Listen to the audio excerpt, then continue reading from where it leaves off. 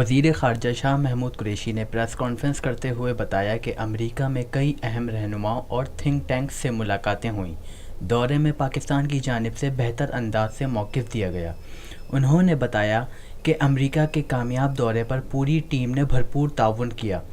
گزشتہ ایک سال سے پاکستان پر تنقید کی بوچھاڑ تھی۔ امریکہ سے تعلقات میں پیش رفت ہوئی ہے۔ شاہ محمود قریشی نے واضح کیا کہ امریکہ کو تاثر ملا ہے کہ پاکستان کی سول فوجی قیادت ایک صفحے پر ہے۔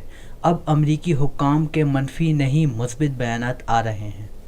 سیکرٹری پومپیو تشریف لائے، ان کی وزیر اعظم عمران خان صاحب سے ٹیلی فون پہ بات ہوئی اور پھر ان سے پاکستان میں ملاقات ہوئی، جس میں ہماری سول اور ہماری ملٹری لیڈرشپ دونوں موجود تھی۔ اور دوسرا جو وہ تاثر لے کر آئے کہ انہیں بالکل واضح پیغام ملا کہ ہماری سول اور ہماری ملٹری لیڈرشپ یکسوئی سے ایک پیج پر ہے۔